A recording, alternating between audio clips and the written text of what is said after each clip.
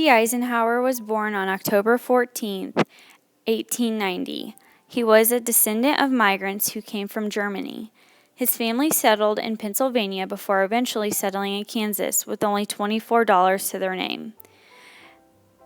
Even though Dwight was born in Texas, he still considers Abilene, Kansas his hometown. Abilene, Kansas is in Dickinson County, close to Salina. Dwight was the third of 7 boys. As a boy, Dwight grew an interest in military history through his mother's collection of history books.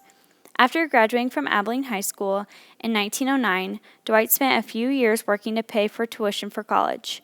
After hearing that the Naval Academy did not charge tuition, he decided to apply. Dwight was accepted to attend West Point. While stationed in Texas after graduating, he met his wife, Mamie Geneva Dode. In his early Army career, he excelled in staff assignments. After Pearl Harbor, Dwight was called to Washington for a war plans assignment. He commanded the Allied forces landing in North Africa in November 1942. On D-Day 1944, he was Supreme Commander of the troops invading France. Here is a piece of his speech given on D-Day of the storming of Normandy. Soldiers, sailors, and airmen of the Allied Expeditionary Force, you are about to embark upon the great crusade toward which we have striven these many months. The eyes of the world are upon you. The hopes and prayers of liberty-loving people everywhere march with you.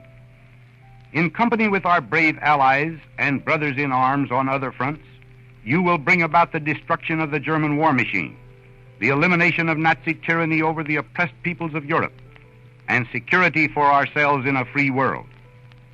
Your task will not be an easy one. Your enemy is well-trained, well-equipped, and battle-hardened. He will fight savagely. But this is the year 1944. Much has happened since the Nazi triumphs of 1940-41. After the war, he became president of Columbia University, then resigned to uphold supreme command over the new NATO forces which were assembled in 1951. Republican ambassadors in his headquarters near Paris persuaded him to run for president in 1952. His slogan, "I like Ike," spread like wildfire, resulting in Eisenhower winning with a sweeping victory. Dwight became the 34th President of the United States. He served as president from 1953 to 1961. Eisenhower made a large impact not only on the country but also on his hometown. Sources from Eisenhower Presidential Library, Museum, and Boyhood Home say the years he spent in the central Kansas town were among the most important of his life.